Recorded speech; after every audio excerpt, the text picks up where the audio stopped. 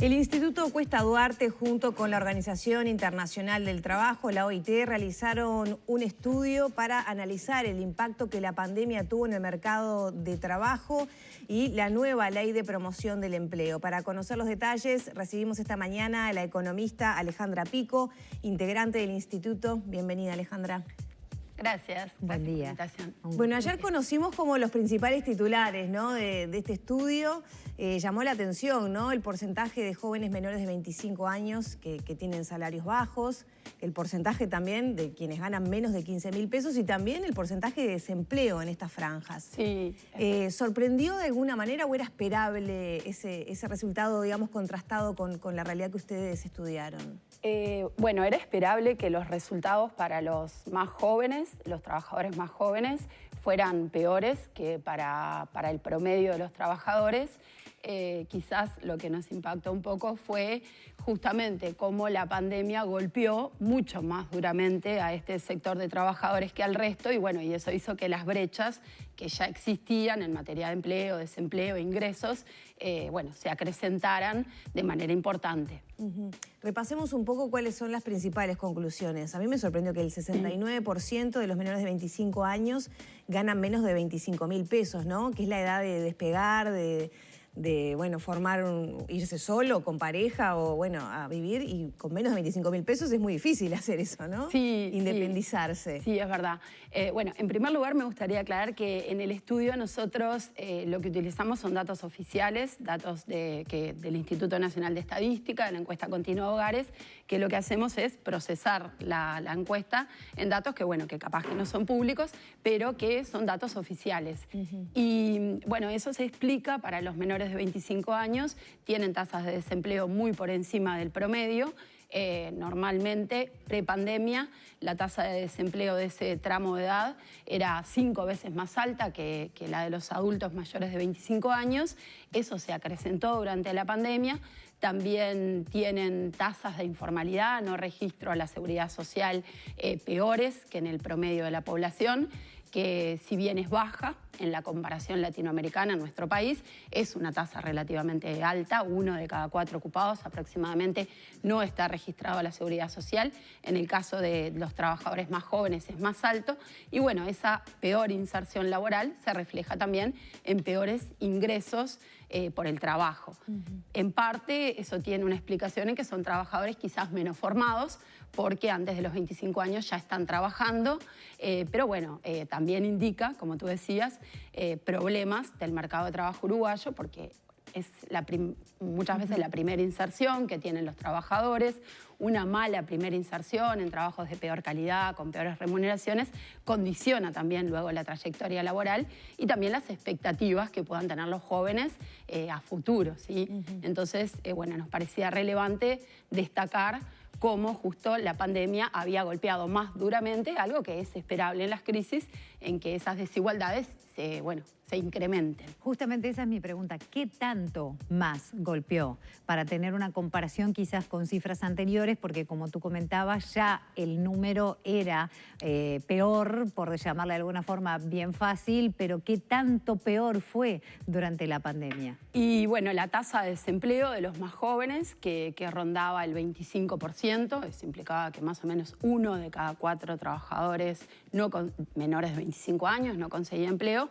Bueno, eso ascendió a por encima del 30%, indicando que 1 de cada 3 no conseguía, estaba en la búsqueda activa de un trabajo, no lo conseguía. Tuvo un impacto sin duda sobre los ingresos laborales de los más jóvenes, y también eso se explica porque lo que vemos es que los trabajadores más jóvenes se insertan en sectores más vinculados a los servicios, al comercio, a la gastronomía, a la hotelería, que fueron justamente los más afectados. Y eso también nos da un panorama hacia adelante, bueno, poco auspicioso, porque en la 9ª ronda de consejos de salarios son justamente esos sectores los que van a volver a tener un periodo puente de caída de salario real. Y bueno, y ahí es donde, si bien encontramos jóvenes en todos los sectores de actividad, en esos sectores que mencionaba antes, más vinculados a los servicios, destaca la participación de los trabajadores más jóvenes. En el rango de los mayores de 25 años, ¿el impacto fue menor del que esperaban?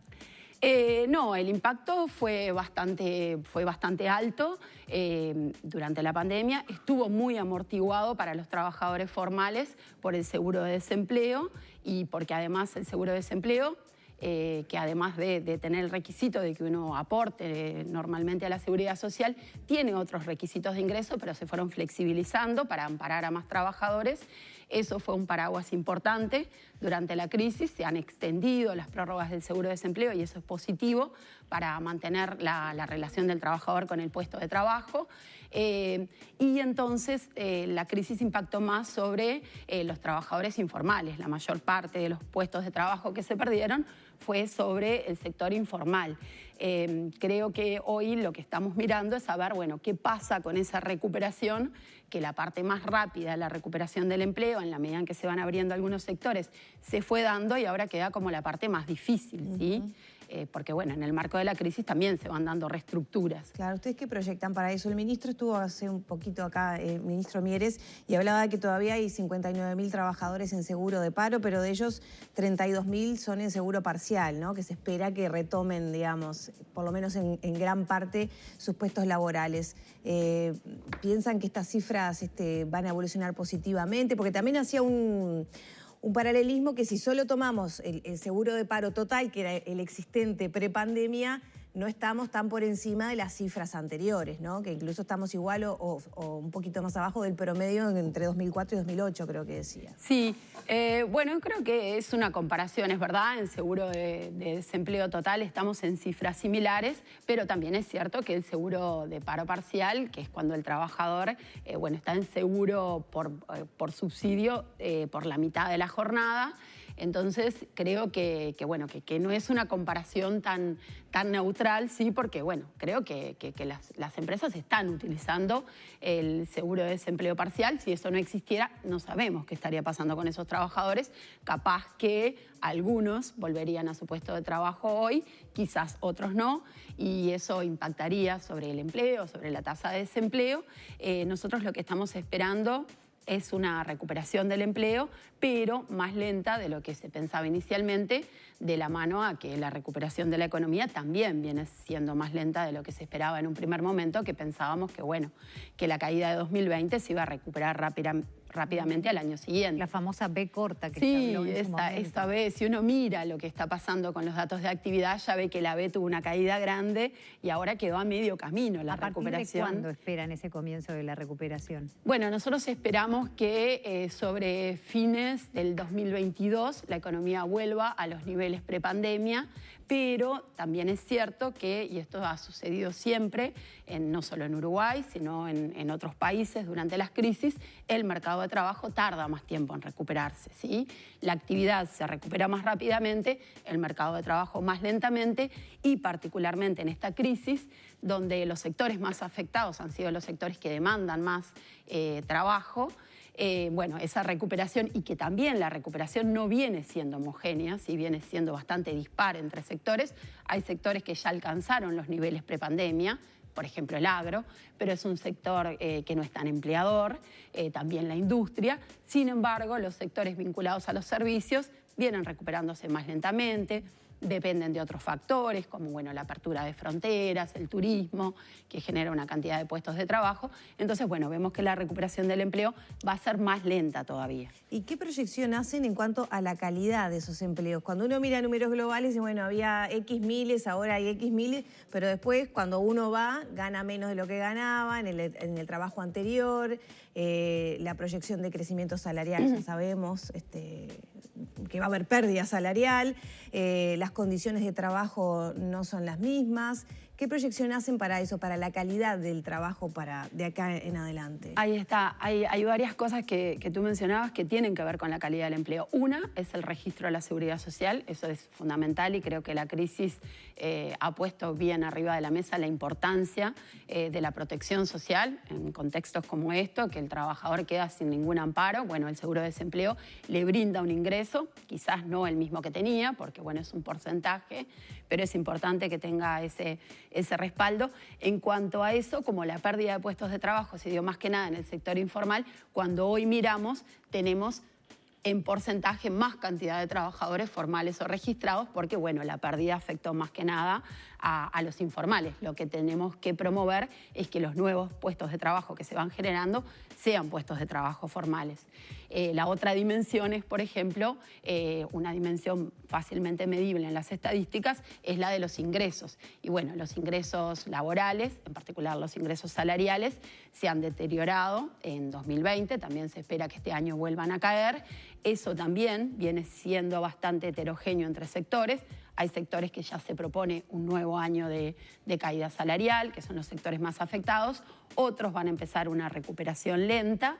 Y bueno, y después hay otras dimensiones de la calidad del empleo que más o menos tú mencionabas y que son más difíciles de medir, que es un poco, bueno, el volumen de empleo en el que se enfrentan los trabajadores, porque muchas veces en un mismo lugar se está trabajando con menos cantidad de trabajadores, por los aforos. También el volumen de trabajo no remunerado al que nos hemos enfrentado las mujeres, claro. Y bueno, y donde el apoyo de parte del Estado y bueno, y en general no ha sido relativamente bajo. Entonces, bueno, todo eso hace a la calidad del empleo. Y esto se vincula a la próxima pregunta que te quería hacer, que es esto justamente en las franjas más afectadas, ¿no? Porque hablábamos de jóvenes que bueno, en su mayoría ganan menos de 25.000 pesos, que tú decías también son los trabajos menos calificados, pero ¿qué proyección? Porque el trabajo también representa un crecimiento para la persona, ¿no? Sí. Un crecimiento en capacitación formal muchas veces, que se aprende un oficio, se aprende a vivir en sociedad, a respetar, es como el principal lugar de inserción de las personas. Por eso pasamos más tiempo en el trabajo. Y eso es la gran pérdida cuando se pierde un trabajo, sí. ¿no? Y sobre todo de personas que vienen quizá de contextos más vulnerables. ¿Qué va a pasar con él? No te estoy pidiendo futurología, pero ¿qué proyecciones se hacen justamente de estas caídas o este deterioro de la calidad en los sectores más afectados, como son los jóvenes, las mujeres? Y bueno, hoy por hoy nosotros creemos que el crecimiento de la economía o la recuperación tiene un límite también en cuanto a la generación de puestos de trabajo, y ahí es donde está el rol de las políticas públicas que apunten a la generación de puestos de trabajo, que apunten a la calificación de los trabajadores. Nosotros en Uruguay tenemos el Instituto Nacional de Empleo y Formación Profesional, que es un organismo que funciona de manera tripartita, su directorio, y que tiene la potestad de llevar adelante políticas de capacitación. Tenemos que también pensar a qué queremos apuntar, a qué queremos capacitar, tanto a los más jóvenes como a los que van quedando desplazados del mercado de trabajo, por cambios tecnológicos o por sectores que van dejando de funcionar o que operan con menores capacidades, y hay que pensar en cuáles son los nuevos que tienen potencial para la capacitación, y también en los estímulos que se dan a las empresas para la contratación de trabajadores y en particular para la contratación de los trabajadores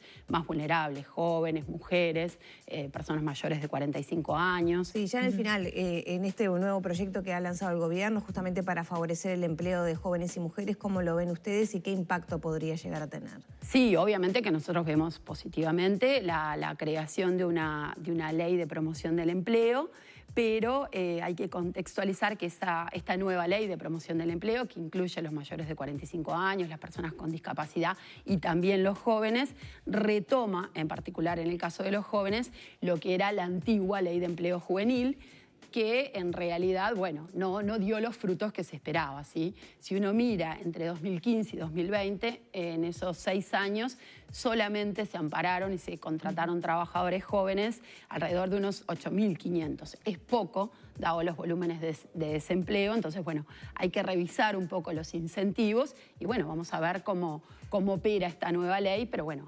tiene que pasar un tiempo para que veamos si los incentivos que están un poco modificados, los programas que se plantean, funcionan mejor que lo que fue la antigua ley de empleo juvenil, que no dio buenos frutos o lo que se esperaba. Brevemente, porque ya tenemos que despedirnos, pero dentro de lo que se dimensionó, por ejemplo, se evaluó el teletrabajo. Me refiero a aquellas áreas que probablemente hayan llegado para modificar para siempre el trabajo en lo que va a ser la pospandemia.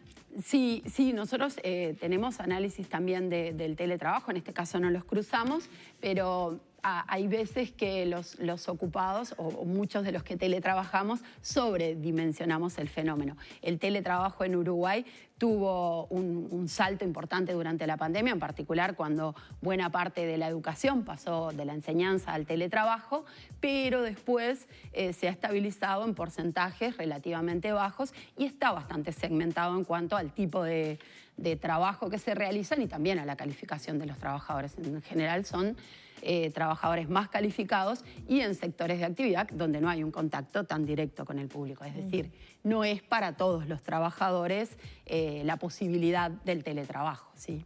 Alejandra, muchas gracias por estos minutos. No, gracias a ustedes por la invitación. Un gusto, gracias. Cerramos por aquí entonces el diálogo con la economista Alejandra Pico, integrante del Instituto Cuesta Duarte.